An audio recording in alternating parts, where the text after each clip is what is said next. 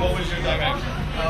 Started at the Good Life, this open mic cafe, and that kind of, when I was in high school, Micah 9, Far Side, Corrupt, Black Eyed Peas, everyone, Jurassic 5, everyone went there. So it was like a melting pot of MCs and producers and DJs and just hip hop culture. I just fell in love with it. And then after that, tried to get a deal route around 2000, 2001, and no one was going to take me, bro. This guy at Epic Records said we're looking for the next note.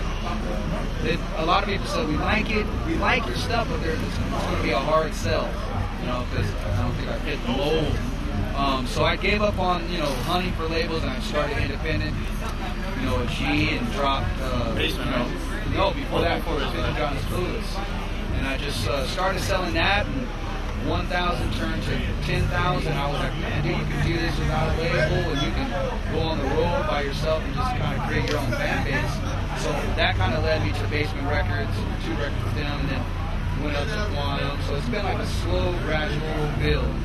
And touring really helps, because you get that face-to-face thing, and without a video on MTV or anything, it's really hard to get known. So it's wholesome. As live as it is, it's wholesome. You don't curse, and it's not a novelty. That's just how you do it. Yeah. Obviously, that was part of the not being marketable thing.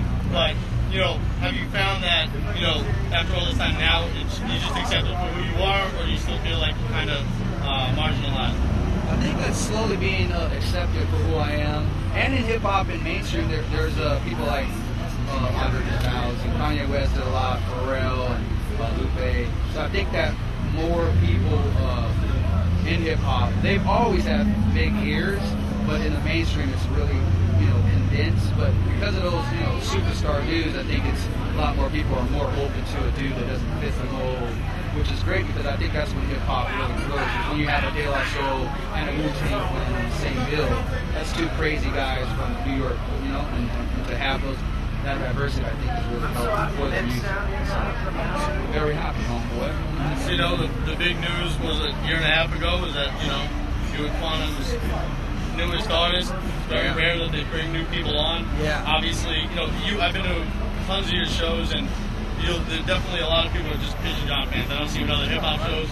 A lot of obvious expectations. I mean, you put out, Dating Your Sisters, solid records, have a definite, definite feeling to them. I mean, how nervous were you that people were gonna be like, oh, now it's Quantum shit. This album's totally different. This isn't John. They're steering in a different direction.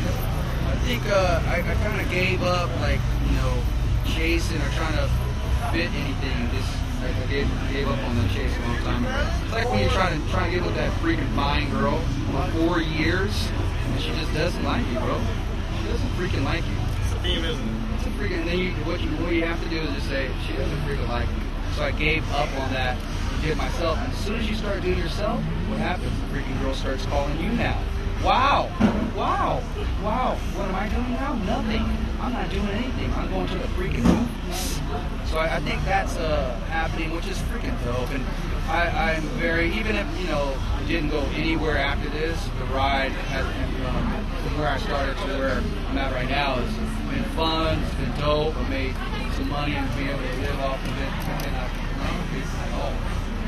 real. So let's finish it up with then. How much does Quantum help you? What's it like now? What's changed? Before, like you said, they were only doing their own crew, and now they signed Rock and Roll Act, Honeycut, myself, Lifesavers. I think they are the best label that's doing hip hop to me, because it's not. There's so many different styles, and it's no longer a Quantum sound. And I think a lot of other hip hop labels, they have that one sound. Nothing wrong with it. Not just like Quantum, because they don't even. They say, do you, and we got your back financially, the tour support, and the great press and all this stuff. So I couldn't imagine being better label. And they're so small. It's only freaking 4 people. And they're freaking rock tough. Any parting words? UndergroundHipHop.com. We kill MC.